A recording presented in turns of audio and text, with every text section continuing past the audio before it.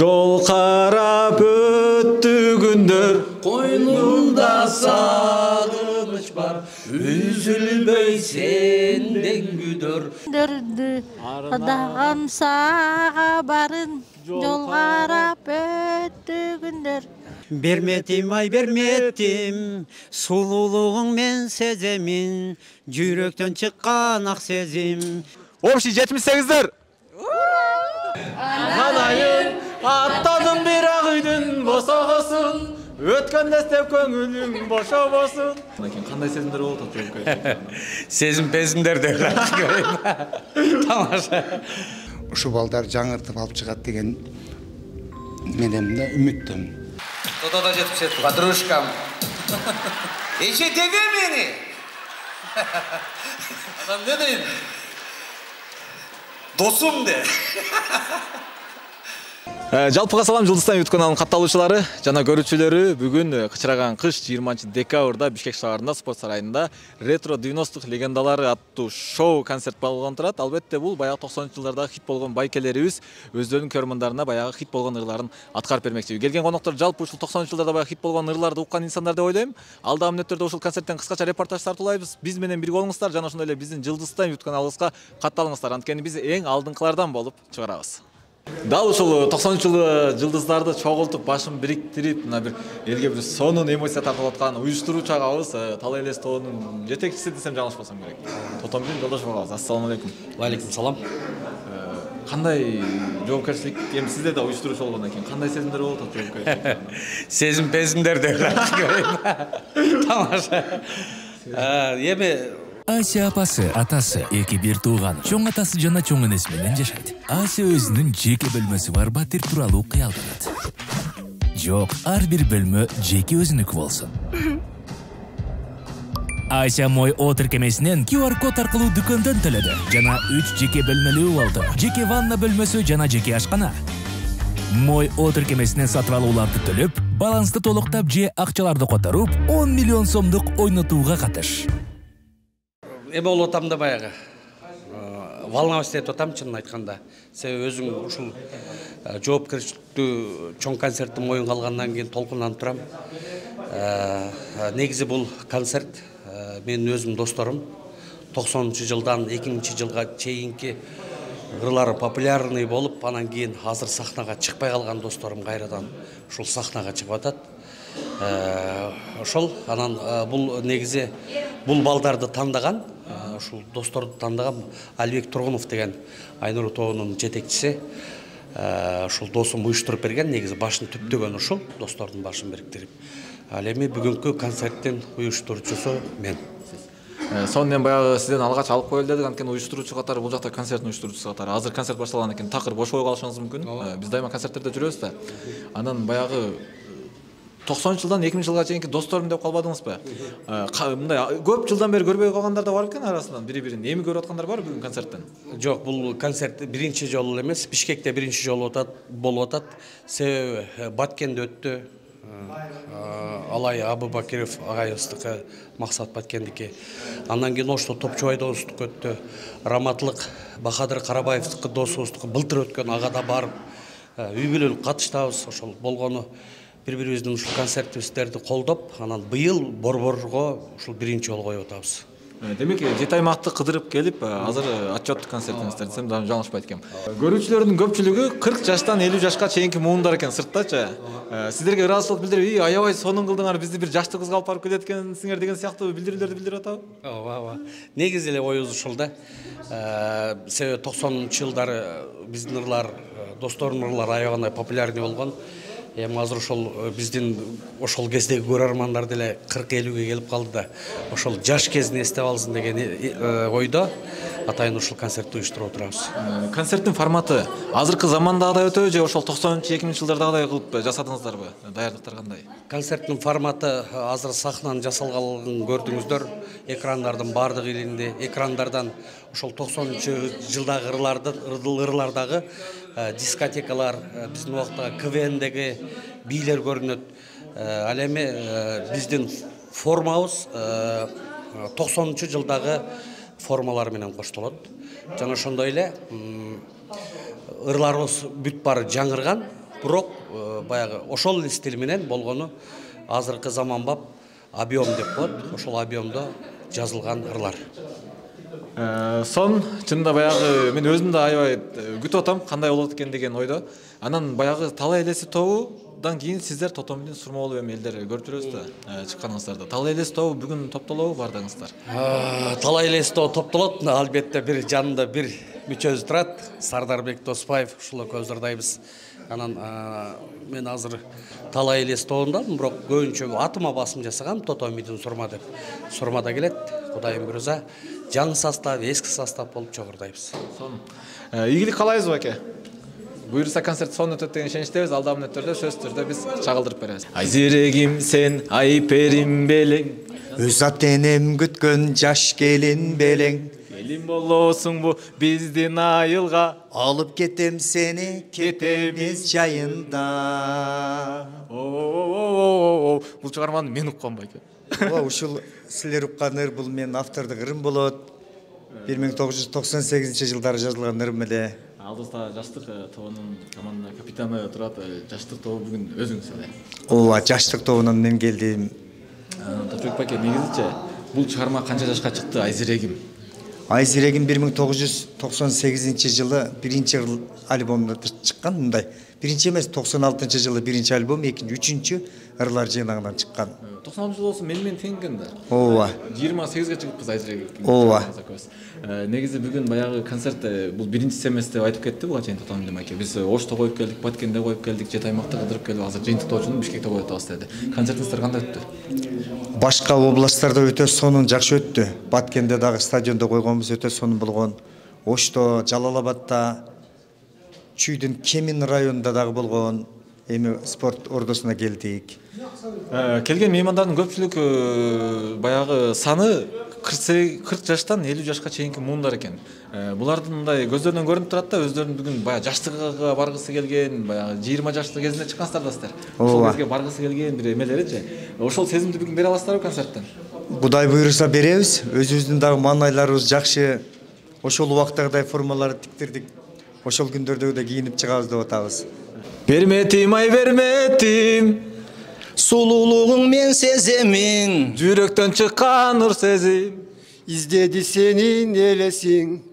Берметим ай берметим, Сулуулугун мен сеземин. Ананда кайсыл чыгарма эле? Ай асманда, ай асманда. Шола чачат бизге көз салат. Биз экөөбүз жанашабыз бакты паналап. 97-жылдары ушулдурлар. Жанда турган Айнур тобу, сиздердин көрмандарыңыздар сөз түрдө силерди тааныса керек. Анткени баягы Айнур тобу ушул баягы берметим, ай асманда ырлары канча жашка чыгып калды деген суроодон баштагым келип турат. Өзү негизи бул берметим, анан берки айла жок сүйүүгө деген ырларыбыз 95-жылы жарыкка чыккан. Айла жок сүйүүгө деген бул биздин экинчи ырлар жыйнагыбызда 97-жылы.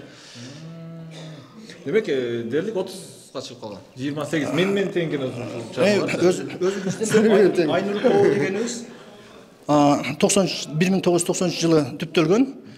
Мага чейин бул кишилер Айнур тобу болуп жүргөн. Анан кийин келип мен булардын составына кошулуп, анан ошол ырларыбызды элге алып чыкканбыз да. Баягы 90-жылдардагы хиттер, 90-жылдарда популярдуу жылдыздар дегенде эле жеке ырчы эмес, жалаң топтор экен да. Максат Баткен тобу, Талай элеси тобу, Айнур тобу, Жаштык тобу. Эмне себептен? Ал убакта ошол группа болуп түзүлүп, баягыдай тирүүлөй живьем деп коет го, ошондой ойночубуз да. Анан кийин ошондой ырларды чыгарып, Алибек Тургунов өзүнүн автор ырларын чыгарып, анан Айнур тобу болуп түзүлүп, ошол бойдон мынакей элдин эсинде калып атабыз. Сыр болбосо сиздердин убагыңыздарда техника бир аз слабыйраак болгон, азыркы заманга салыштырмалуу. Ушул берметим чыгармасы, баягы айла жок сүйүүгө чыгармасы кандай жазылган, ошол туурасында кыскача айтып берсеңиздер. Эми ал кезде чындап компьютер болгон эмес, клавишалар менен жазганбыз. Ошол биринчи жазганыбыз 95-жылы ошол Кыргызстан плюс студиясынан келип, Корк деген клавишасында жазып кеткенбиз. Анан студиядагы барып ырдаганда дагы бир ырды башынан аягырдачы элек. Бир жеринен ашып кетсеңиз, кайра башынан ырдачы элек. Азыркыдай мындай компьютерден оңдоп коюп, же үнүңүздү оңдоп коюп, андай жок эле да. Мынаке, ушундай чыныгы артисттер турат алдында, чынын айтсам. Айнур тобунун көрөрмандары болсо, сөз түрдө комментарийге жазыңыздар. Салам эле биз менен чогуу болуңуздар. Жол карап өттү күндөр, Koynumda sağınış var, üzülmey senden güdür, ümitim öçmey canar. жол карап Öttü gündür, koynumda sağınış var, üzülmey senden güdür, ümitim öçmey canar. Дал ушул чыгарманы мен чынын айтсам мен да окуп калгам. Анткени мен да силердин көрөрмандарыңыздар экенмин. Бул чыгарма чыкканына канча жыл болду? Бұл шығарма шыққанына 2-ші жылдары шыққан. Сөзі Азада Бейімқұлы жекеміздікі. Бұл шығарманы негізі қыздырдаған. Элизат Өтөнбаева, бізді мұрдағы солисткабыз. Ошол қошылып, мен голос алғам, бұлар қоштаған. Колубуз бирок ошол учурдачы ушул чыгарма менен жаргансыздар. Азыр мындайча айтканда 24-кө чыгып калыптыр бул чыгарма. Жанында талай элес да отурат. Мына бүгүнкү баягы концертте ушул чыгарма аткарылат сөзсүздөр. Ал эми кыз аткарганына байланыштуу ошол чыгарманы Сурма экөөбүз аткарабыз. Сурма аткарбайт. Анан эски Элизат Өтөнбаева аткарганын ордуна азыр Сурма аткарып атат. Кудай буйрса алда чыгат. Анан мен бир мүчөм. Талай элес тобунун бир мүчөсү Сардарбек Доспаев. Кененирээк маалымат ала бергиле. Бул да азыр Кудайым мырза өзүнүн жалгыз номерлеринде ырдайт. Экөөңүздөр талай элес тобунда эле эмес, негизи жашоодо да доссуздар. Билишим боюнча. Биз экөөбүз кошулабыз. Бир айылдабыз, чогуу өскөнбүз. Кошуна эки. Баягы негизи топторчу, баягы бирге чогуу жүрүп, чогуу чыгып, андан кийин эки жакка кетип, баягы турмушу башка болуп кетип, көп жылдан бери бири-бирин көргөндө аябай сезимдер башкача болот го. Силерде андай сезим жок экен да демек да. Жа, биз көрүшүп турабыз, наоборот, буну көрбөсөм чын мен обязательно бир күндө бир жолу же эки күндө бир жолу шалып турам. Тото тамашалашыбыз, өзүнүн тамашабыз бар. Илгерки бала кезден келе аткан тамашаларыбыз. Баягы Тотомиден сурма деп Тотомиден өзүнчө чыгып кетти да талай.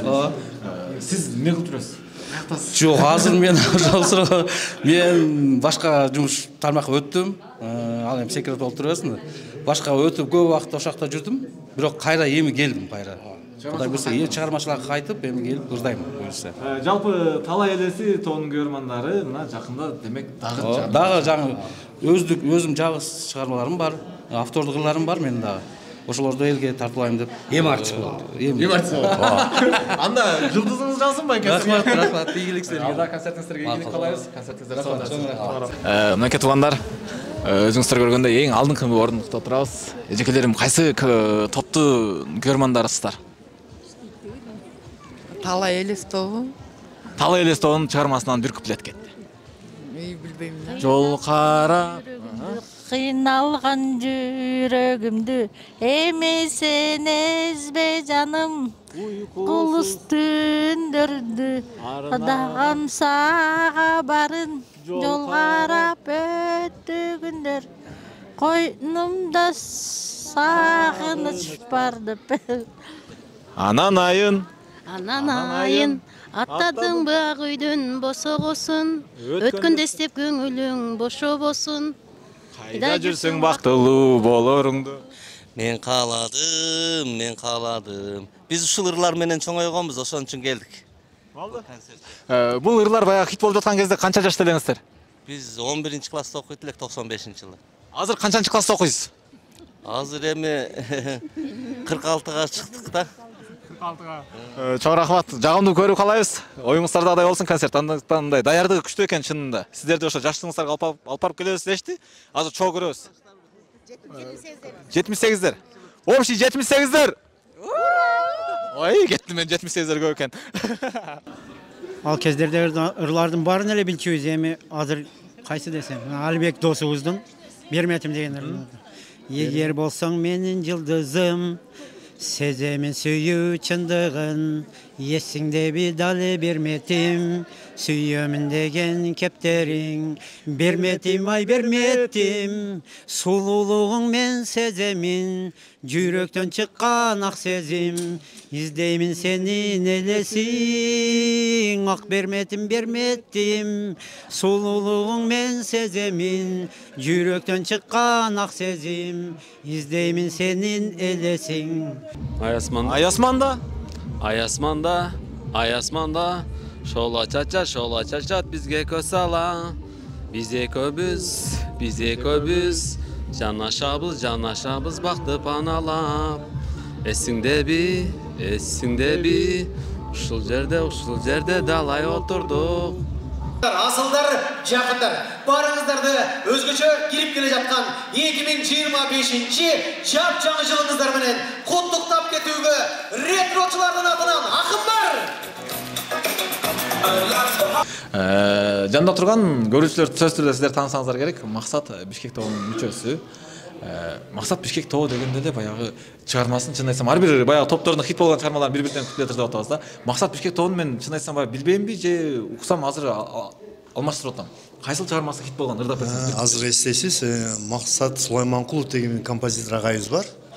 Биздин жетекчиси ошол. Мен мүчөсү, окуучусумун. Ал хит болгон ырлары, мисалы үчүн эй балалык, ойноп көңүл ачалык, кайгыны билбей күлүп коюп жаталык деген ыры. Кёгистан girls, you are my life деген ыры. Бул Максат Бишкек тобу. Негизи 90-жылдары Бишкек бар беле? Жок, бул топ 93-жылдары түзүлгөн. 93, 93-жылдары Максат Бишкек болгондо ошол азыркы балалык деген чыгарма канча жашка толуп калды? Максат агай точный билет, ошондо 30 жыл болуп калган болобу? 94 болсо? 94 болсо, 30га чыгып калса. Бердик, ошол чыгарманы уккан биздин баягы жаштар өзгөчө баягы ошол учурда эле бир аз современный болгон экен чыгармалар. Хей, зо дегендерчи. Демек азыр 50-55ке чыгып калыптыр. 20 жаштагы улан кыздар. Ал киши 69-жылкы, мен агайым ошол топтун жетекчиси ошол киши болчу. Мен экинчи солист дегендей да. Кайдасың сен? Айтыга! Канакеттик маэстро! Кайдасың сен, Айтыга? Сагынба мени, сагынба. Баш ийүү милдет тагдырга, сүйүүбүз кетти тарынып.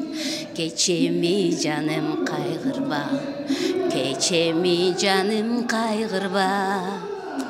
Самара тобунун жетекчиси Кенжегүл Калыкович экөөбүз турат. Саламатсызбы? Саламатчылык. Ушул чыгармаңызда канча жыл болду? Сагынба мени. 30 жылдан ашып атат буйруса. 93-жылы бул таанымал ыр болуп чыккан. 93-жылды багындырганбыз десек болот. 93-жылкы баягы көрмандар, кандай эле азыркы көрмандар кандай? Бүгүн көрөбүз эми. Бирок мен ойлойм азыр бүгүнкү күнү ошол 93-жылы чыккан ырларды угуп жүргөн инсандар келди деп ойлойм. 80%. Анан жаштарга деле жагат болуш керек негизи. Ушундай популярдуу болупсуз, ушундай ырыңыз элге аябай өткөн бул чыгармаңызча. Азыркы учурда чыгармачылык менен алектенесизби же такыр башка кесип менен кеттиңизби? Кандай десем, чыгармачылыкты таптакыр таштап койдум деп айта албайм. Бирок ортодо тыныгуулар болду. Жакынкы жылдардан бери ошол чыгармачылыкка кайрадан кайтып, бул эми оору болот экен да. Козгоп баары бир тындырбай коюп турган бир оору болот экен да. Ошон үчүн кайрадан прям эми монтип чыгып кетпесек дагы аракет кылып, өзүбүз үчүн эле аракет кылып, ырдап, балким кийинки муундарга, бала чакабызга дегендей калгандай кылып ырдап жатабыз эми. Самара тобунун жалпы мүчөлөрү каякта азыр? Аял кишини билесиң да, турмуш, ошол Самара эмнеге таркады? Баягы турмуш жолуна чыгышып бардыгы, ошондо таркаганбыз. Андан кийин жүрөктөйүп калган үчүн биз кайрадан эми кайра убага келди окшойт бир. Балдар чоңойду дегендей. Анан кайрадан ошол өзүбүз үчүн эле анан бизди сагынган элдер үчүн. Жалпы Самара тобунун көрөрмандары, тагыраак айтканда мен Кенжегүл эжекемди тааныгандар болсо, сөзсүз түрдө комментарийге жазыңыздар. Seni gütüm, ümit üzbeymin hiç kaçam, suratыңды жашый карайм, el istepten көз алдыма, kara gözüm, appak yüzüm, nazik önüm, seni gütüm. Чын айтайын, баягы бул чыгармаңызды мен укмун. Бирок ким ырдайт экенин билген эмес экен. Бүгүн көрүп сизди таанып турам. Чын айтсам. Бул ыр сиздики турбайбы? Ооба. Канча жашка чыкты? Бул ыр мен 9-класста жазган болсом, бир 35-36 жыл жашка чыгып калыптыр. 35-36 жашка чыгып калыптыр. Ушул баягы чыгарма жазылышы тарыхына кайтпасак болбойт анда. 9-класста тем более. Эмне болуп жазылып калды эле? Жо 9-класста. Кимди күттүңүз эле 9-класста? Өзү негизи эч кимди эле күткөн эмесмин. Биз убакта ошол 89-88 жылдары жаштар арасында айрыкча баягы гитара үйрөнүп, анда Виктор Цойду угуп калдык да, орусчалар көп ырдачу элек. Виктор Цойдулар менен гитараны эптеп үйрөнүп отуруп, акырындап оон жаза баштадым. Ошол эң биринчи Алия деген ырым жаздым. Анан кийин эле катарлаш Сени күтөм деген оон жазылып калды. Кийин анан конкурска катышып, конкурстан ушу Нур тобун түзгөн атабыз деп жалап аттап ошентип. Ошо ласковый майга окшогон, үнүң дагы окшоп кетет экен, ошолой топ түзгөн атабыз деп. Ошол ырлары менен анан кийин биринчи 94-жылы Магнит альбом жараттык да. Азыркы учурда чыгармачылык менен иштеп атасызбы же токтотуп башка кесипке өтүп кеткенсизби? Иштеп атам, ошо 98-жылдан баштап Жалал Абад областык Токтосун Тыныбеков атына филармонияда ушул күнгө чейин иштейм. Жалпы биздин Самаган Кочкоров агабыздын көрөрмандары болсо, канча жылдан бери көрбөй жүрүп, ушул кандай болуп өзгөрүп кетти экен дегендер болсо, сөзсүз түрдө комментарийге жазыңыздар. Сизге ийгилик каалайбыз. Рахмат чоң, бар болгула силер дагы ишиңерге ийгилик. Сени күтөм, үмүт үзбөймүн эч качан, сүрөтүңдү жашый карайм. Анан айын,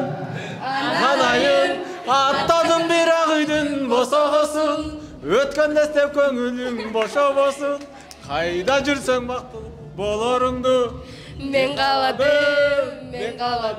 Дал ушул эксклюзив би кыздар болду, концерт коштогон. Бүгүнкү 90-жылдардагы хиттердин концерти кандай болуп атат? Сонун жабады. Абдан сонун. Серьезно? Ооба. Жактыбы? Конечно. 90-жылдарга баргандай болдуңарбы? Ооба да. Канча жылдыксыңар? Айтпайман. Тамаша албетте, элдин маанайсын.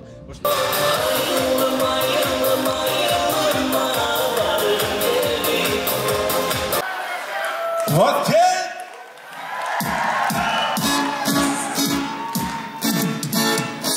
келиңиздер, önümüzde дагы башка чыгармаларында көзгө махаббат сиздер үчүн.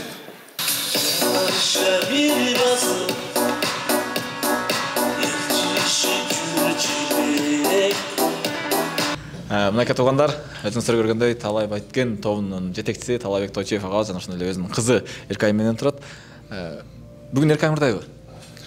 Бүгүн өзү негизинен ырдашыбыз керек эле, дуэтибиз даяр болбой калды, бир аз кечигип. Ошого настроениясы жок, Эркайымдан азыр ырдашым керек эле деп. Ничего. Бирок сон аткардыңыз. Чыгармаларыңызды баягы элдердин сагынган чыгармаларын аткарып бердиңиз десем жаңылышпайм. Анан баягы 90-жылдардагы хиттердин жалаң мындай айтканда жалаң баягы каймактарын чогултуптур да бүгүн концертте. Бүгүн ошо ретро группанын чынында каймактары чогулду. Мен ойлойм жакшы концерт болот деп ойлойм да. Чынында баягы ошол учурда хит болгон айылым чыгармаңыз азыр канча жашка толду? Азыр ошондо 94-жылы жаралган болсо, мына 30 жашка толот, 30 жашка. Сиз канчадасыз? 17. Не анан айылым менен сенсирешип ырдап жүрөсүз дегенсиң, Чынында айылым чыгармасында азыр Эркайым аткарып жүрөт, кызы ырдап чыккан жаңылап. Чынында баягы ушул ырыңыз аябай популярдуу болгондо, андан башка дагы канча чыгармаларыңыз бар? Көптөгөн чыгармаларым бар, 30га чакын обондорум бар менчи. Ошо арасында жакшы элге жетип, сен сүйгөн кырагат, сентябрь аягы, кара көз. Жалпылап келгенде 30га жакын чыгармаңыз бар. Бирок Талайбек экенибизди билгенден чыгармачылыктан алыстап кете элексиз. Бул жерде эми азыр баягы жалаң каймактар чогулду деп атпайбызбы? Кээ бирлери арасынан алыстап кеткендер бар экен, көптөн бери сахнага чыкпай жүргөндөр бар экен. Сиз бирок алыстап кете элексиз. Чыгармачылыкта эле жүрөсүз. Ооба, мен алыстаганым жок. Ошо өз элдер, көрөрмандарым өз бизди унутуп калбасын деп эле анда-санда чыгып калабыз бирчи жаңырларыбыз мененчи. Анан буюрса жакында өзүбүздүн Эркайымдын тушокеси кесүү концертине Талай Байткен тобунун эң кенже кызы деп Эркайымга Кудай буйрса тушокеси концертин беребиз жакында. Сиз Талай Байткен тобунун солисткасы болуп калдыңызбы? Ооба. Барыңыздарга жалпы салам. Бүгүн ретро хит концертинде конокто отурабыз. Ошондой эле биз конокто эмес, кызматта. Кызматта. Анткени мен көрүп калдым да кызматыңызды. Чынында баягы ата. Мобилограф. Өз негизи ошо ата менен кыз өлдү баягы жакын болот го мамилесичи. Ушундай чуркап жүрүп, аябай жакшы кызмат кылып бердиңиз, Рахмат. Демек, сиздин өзүңүздүн жакында шоу-кеси концертиңизден көп болобуз. Буюрса. баягы чыгармачылык жолду тандап турда кызыңыз экен. Бул нерсеге сиздин каршылыгыңыз жок. Тескерисинче көмөк көрсөтөсүз. Өзү негизи ырдатпай эле коеюн деп чечкем да, анан кийин карасам бала ошол жака ошол тарапка ооп атат да. Кызым ошода кызыгып, ата мен ырдайм деди. Жарайт, Кудай буюрса ырдасаңар деп баштап атабыз буюрса. Ырдайсызбы? Ооба, ырдайм. Ырдабайм десем деле ичиндеги талант мындай күчөп турса, по-любому бир күн жарылып чыгат экен. Кетти анда бир куплет. Айылым, айылым, айылыма баргым келди. Арча жетту абасынан таткым келди. О, айылым, айылым, айылыма баргым келди. Атыр жетту гүлдөрүнөн таткым келди. Мына ушундай жалпы Талай Баткен тобунун көрөрмандары, Талайбек Тойчиев ага менен Эркайдын көрөрмандары, эгер сиздер бизди көрүп жаткан болсоңуздар, сөзсүз түрдө комментарийге жазыңыздар. Жалгыз сени сүйө берем, тунук булагым, тунук булагым, тунук булагым. Дал ушул чыгарманын автору Насирдин Жуманов агабыз, Кыргызстан плюс тобунун жетекчиси. Кандай сагам? Жакшы. Негизичи, мен билбейм, көрбөй жүрөмбү же сиз чыгармачылыктан алыстап кеткенсизби? Алыстаган деле жокмун, баягы өзүм студиям бар. Сүлүктөдүм да бирок. Студияда эле иштейсиз. Сүлүктүдө. Сүлүктү шаары. Сүлүктү сила. Мен өзүм негизи сүлүктүдө төрөлгөм да. Насирдин мындай да. Айтсаңыз, баягы бүгүн Бишкекке келип концерт коюп атасыздар. Буга чейин 7 аймактан коюп келген экенсиздер. Бишкекте кандай өтүп атат концерт? Азыр ырдап өттүңүз мына. Жакшы, элдин маанайы жакшы, жакты мага, жакты.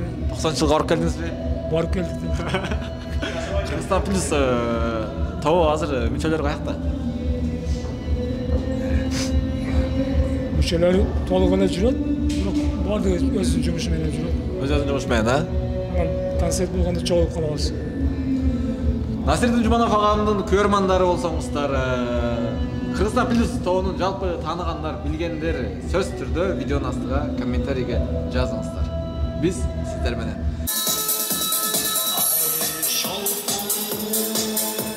Сен жарсың, сен башка сүйгөн жарсың. 90-жылдарда хит болгондордун арасында 82-жылы төрөлгөн инсан не кылып жүрөт? Жүрөктөрдү аңтарып, концерттин алып барып, өзгөчө бир шаң салбай эле чаң салып жүрөбүз да. Кызматта. Кызматтабыз. Чында бүгүнкү 90-жылдардын хит ырларын жаратуучулар жана алып баруучулардын концертинде ушул ырлардын бир өзгөчөлөрүнүн мыктыларын жүрөгү сиңирип жакшы көрүп калган кезде биз 14 жаштарда экенбиз, ойлоп көрсөм 15 жаштарда экенбиз. Мындайча айтканда баягы сүйүү багы бышып калган кезде 14 жаш переходный возраст эмеспи? Анда хит болгон баягы классташыңызды сүйүп калганда ырдаган ырдан бир куплет кетти. Анан айын деген. Анан айын аттадың ак үйдүн босогосун, өткөндө эстеп көңүлүң бошобосун. Кайда жүрсөң бактылуу болоруңду, мен кааладым. Элдин маанайы кандай? Элдин маанайы сонун башында кичине баягы үшүп аткандай болуп атышкан, бирок бардыгы тең жасалмасы жок. Ушу 90-жылдардагы хиттерларды сагынып келген инсандар экен, көрүнүп турат. Сонун отушат. 90-жылдан 2000-жылга чейинки ушул ырчылардын көрөрмандары, экран артында сиздер бизди көрүп жаткан болсоңуздар, комментарийге жазыңыздар. Көп жазыңыздар. Жазбайсызбы? Мындай башталат меники. Мен суроодан башталбайт. Меники ай гүлүм, гүлүм, ай гүлүм, алгачкы менин туң сүйүм, ак таңдан күчү деп коюп, адашып кайда жүрөсүң. Дал ушул ырдын көрөрмандары шашпай туруңуздар. Ушул ыр туурасында сүйлөшөбүз. Ырдын чыкканына канча жыл болду? Ырдын чыкканга так 92, жок 94 чыкты окшойт. 30 жашта. Менден да жоң турбайбы? Анткени бул ырды биз баягы 1-2 класста мектептерде ырдап калганбыз да. Музыка сабагынан ким ырдап берет десе, чыгып туруп эле ай гүлүм, гүлүм, ай гүлүм деп. 93, 94. 90-жылдардан быйыл мына бүгүн жалаң баягы топтордун каймактары чогулуштар 90-жылдарга биздин көрүүчүлөрдү алып барып келдиңиздер. Чынын айтсам баягы залда келдер бардык уже 2024 эмес. Алар где-то 95-98 жылдарда отурушат. Биз тобунун атынан келдиңиз. Биз тобунун атынан баштоочусу биз куттуктап келдик. Ошо Бактыярбек аз кичине жооптуу себептер менен келе албай калды. Ошон үчүн биз командасы өзүм келип, ушул концерт уюштурган ошо биздин ретро досторго куттуктоо келип калдык. Сон. Ушул жерде Максат Баткен тобунун атынан жана ошо Баткен Өрүкзардан сиздерге чоң салам. Бардыгы элге саламды айтып бар деп айтышты. Ушул жерге келип туруп, көп жылдардан бери сахнада ушул жерде болбогондуктан бүгүн кызыктуу эле болуп атамчы. Мурда ушундай күлөшкүлөт элем, чалышпайт элем, азыр чалыша турам капчы. Жаша берсе деп кылдарга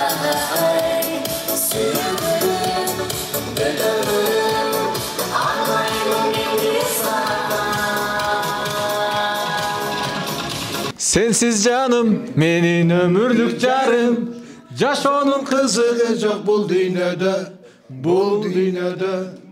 Сүйүш аласың мага чачып турган күн болуп бир өзүңсүн сен гана. Дал ушул чыгарманын автору Алайбек Абубакиров, тагыраак айтканда Максат Баткен тобу. Кандайсыздар? Жакшы, бирок бунун автору Сагынбек Молдоев. Бирок сиздер чыгаргансыздар. Буну Максат Баткен тобу ушуну ырды алып чыккан да. Канчанчы жылы? Бул ыр 94-жылы чыкты. 1994-жылы. 30 жашка чыгыптыр. Ошондо 30 жыл болду ушул ырга. Максат Баткен тобу негизи баягы чыгармачылыктан алыстап кете элек экенсиздер. Азыр көрдүм мен, чын айтсам баягы. Кайрадан уланып туруп, артыңызда мындай жаш жигит кыздар менен Максат Баткен тобу кайрадан чыгып келдиңиздер. Бул энди мындай болду да, ар ким өзүнүн жол-жобосу менен, жолу менен дегендей чыгып, анан өзүм калып, анан кийин мага бир күн бирөөсү айтат да, силер эмне максатты задныйга берип калдыңарбы дейт да. Анан намыстанып кеттим, чынындачы.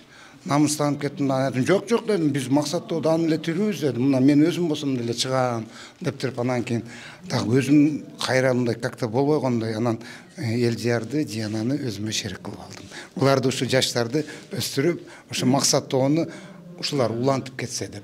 Улантып кетет. Максат Баткен тобун Элдияр менен Диана. Канча жыл болду Максат Баткен тобунда солист болгонуңуз? Жок, булар азыр эми эле жаңы чыгып аткан. Бүгүн сахнага биринчи жолу чыгышы. Да? Куттуктайбыз анда дебютуңуздарга. Баягы Сенсиз жаным, менин өмүрлүк жарымдан башка Максат Баткен тобунда канча чыгармасы бар? Бир где-то 30 чакты бар го дейм. Ошолорду кайра жаңылап чыгасыздарбы? Ошолорду бардыгыны, ошол мурда биз ырдап жүргөн ырларды бардыгыны жаңыртып, ушул эки жаштарга берип, ушул Диана менен ушул Элдиярдан үмүтүм чоң, ушул балдар жаңыртып алып чыгат деген менен да үмүттөмүн. Максат Баткен тобунун көрөрмандары болсо, сөз түрдө комментарийге жазыңыздар. Максат Баткен тобу өчө элек, артында ушундай сонун жаш жигит кыздар турат, алдыда дагы чыгармалар демек чыгат. Иншалла. Салам жолдоп коюңуздар анда биздин YouTube каналга. Салам барыңарга.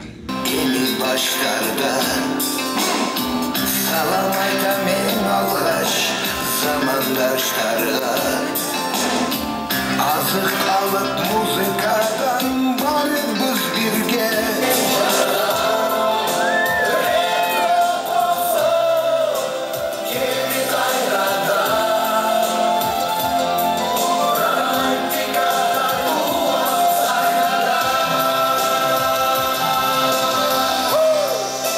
Ретро 90 легендалардын концерти соңуна чыкты. Бүгүн концерт өзгөчө болду. Чынын айтканда баягы келген коноктор дагы, бул жака аткарган ырчылар дагы баягы бири-бирине болгон сагынычын, моокумун кандыр десем толук ишендирип айтып кетет элем. Анткени чындыгында баягы эч мындай тартынуу болгон жок. Бийлеп, жыргап, ырдап, кадимки баягы 93-жылдарга барып келди окшойт. Концерт аябай сонун болду. Ал эми бул видео жаккан болсо биздин каналга катталыңыздар жана ошондой эле Жылдыздан YouTube каналынан эң алгачкылардан болуп биздин жаңылыктарды көрүп туруңуздар.